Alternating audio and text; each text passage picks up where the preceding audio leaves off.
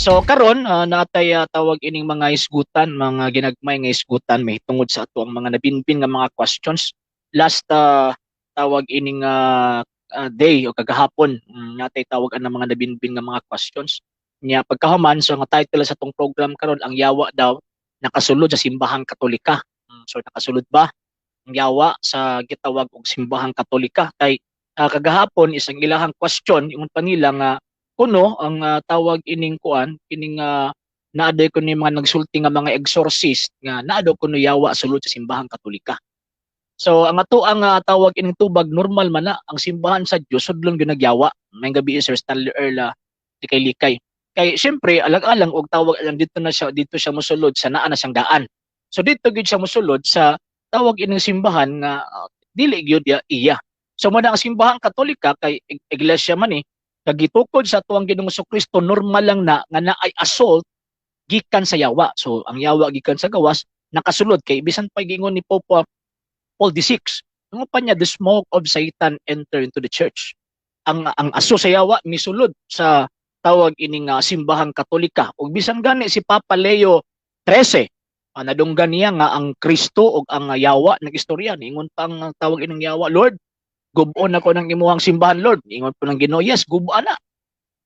Ingon po na tawag ining ang yawa, sige, tagaay kog panahon, tagaay kog tawag ining higayon. So mo na nga ningon ang Ginoo nga naa kay panahon naa pug kay higayon.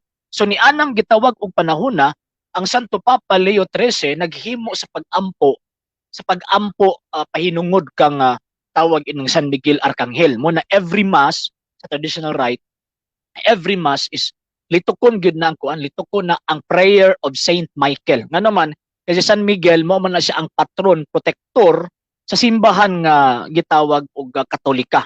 So mo na nga every end of the mass after sa tawag ining kuan, after sa the last gospel kanang John 1:1 to tawag ining 18.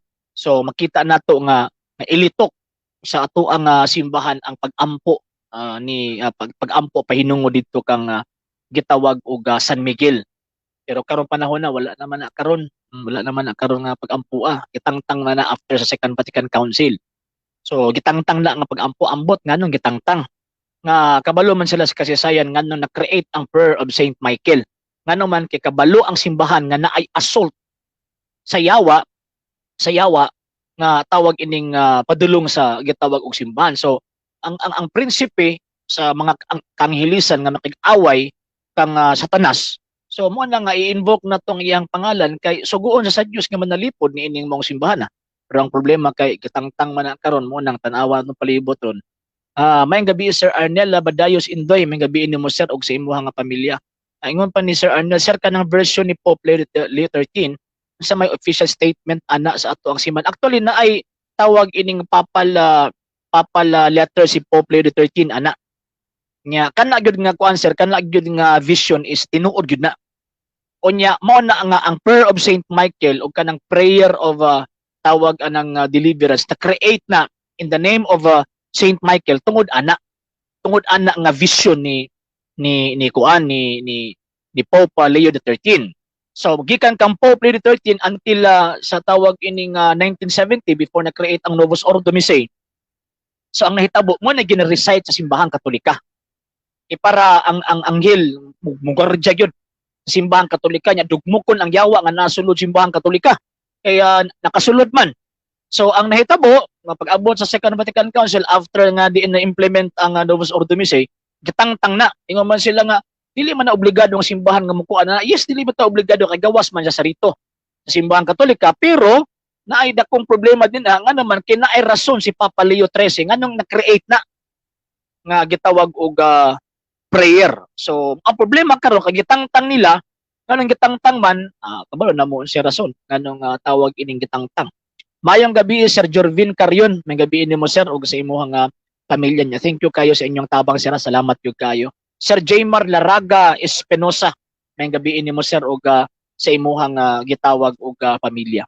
Muna ko nato ang makita karon mga kaigsuonan sa tuang gitawag og simbahan, kung sa kuan pa ba sa panahon ni Luther, pag-revolt ni Luther, nahitabo nga na may mga worst nga mga tawag ang pagsulay ang simbahang Katolika kaniadto. So pag-revolt ni Luther, ang kadtong mga worst events nga nahitabo sa simbahan kaniadto ni kapito kapilo pag-revolt ni tawag ana ni Luther. Mo na nga ang tao kaniadto di na makakita og tawag anang kalainan sa relihiyosong butang og dili relihiyosong butang, sa relihiyosong buhat o sa dili relihiyosong buhat. So karon pong panahon na after nga na ay revolution sulod sa atong simbahang Katolika, mo nang kapiluon pod ang tawag ini mga panghitabo diin makita nato ba nga ang atong simbahang Katolika grabig insulto ang tawag ining nadawat ngano man kay buhat man na sa yawa nga diin ni assault sa simbahan Katolika kay siyempre ang simbahan Katolika ang ilahang tawag ining katuyuan mao man ang pagsulti pagpreserve sa pagtuo sa nga gitudlo ni Kristo sa iyahang gitawag og simbahan. So ang trabaho pud sa yawa ang pagguba ani. So mo nang ginapaningkamutan nga gub-on gyud gub-on ang kinabuhi sa Santa Iglesia Katolika Apostolika Romana aron daghang mga kalag sa mga Katoliko nga maimperno kay katong tawag ini naa sa gawa sigurado na magyud na sila og kabalo sila ha nga kining maong simbahan Katolika gitukod ni Kristo nya di sila muanhi dili sila magpasagop dinhi maong simbahan kabalo gyud sila nga maimperno na sila. So ang kuyaw kinaasulod sa simbahan Katolika nga naman tungod kay naa na tas tinuod pero ang problema lang kay naa na tas tinuod wa ta kabantay wa ta nakaila sa butang tinuod ug sa dili tinuod kay nagtuo ta na karon nga gitawag og panahon ang mga buhat ug mga butang nga gibuhat sa kuwahi sa pagtuo nagtuo ta nga tawag ini insakto or tama. So mo na so kining gingon niya sa tawag ini nag-atake nga ang tawag ining antichrist kuno ni sulod sa simbahang Katolika tinuod na nya bisan gani ang Biblia ana ingon ni San Pablo ako ang tawag ining basahon ha makita nato nga walay lain nga tawag anang i-assault sa yawa kundi ang templo gyud sa Dios naa sa Thessalonica 1st or 2nd Thessalonians ito ang tawag ining basahon ha dira kining ang taong yawanon 2nd Thessalonians chapter 2 verse 1 nya ato ipadayon.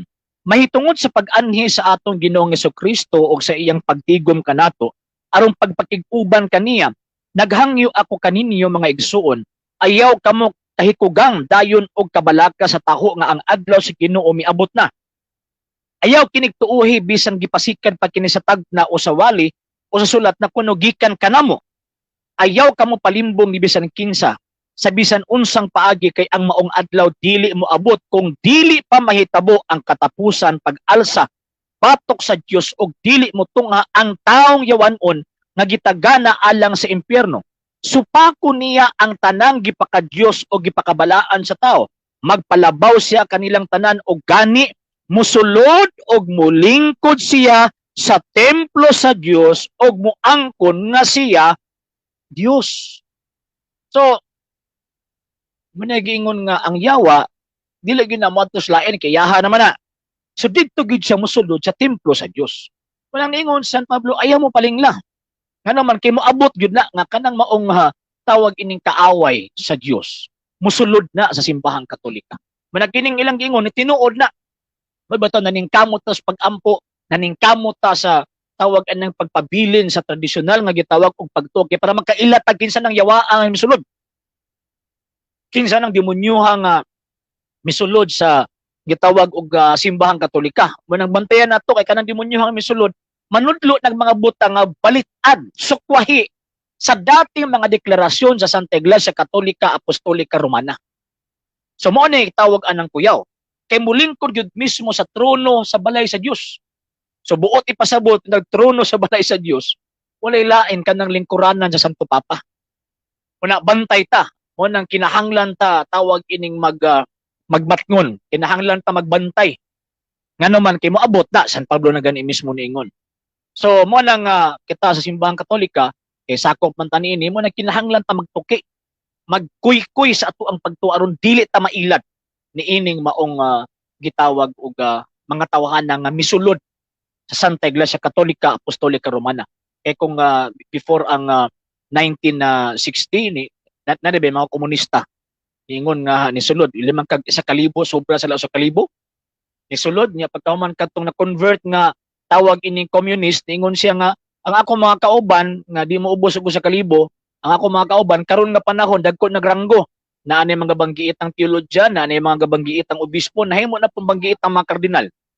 Oh. Sa mo na nga ay mong katingala nga na ay mga kardinalis tay mga obispo na ay tawag ining mga pari manudlog balitad nga di na pagtuo dili na pagtuo sa Iglesia Katolika Apostolika Romana. Munang bantay ta. Mun nga kita mga Katoliko kinahanglan ta magsusi sa atong pagtuo. Kinahanglan ta magkuykos ng pagtuo kay atuan na sila makit-an kung nasayod ta or kung nasayod ta sa atong gitawag og pagtuong Katolika. So mo nang gitawag og bantay ta. Alang sa mga dugang videos and informations, just click like, subscribe, then click the notification bell for more updates.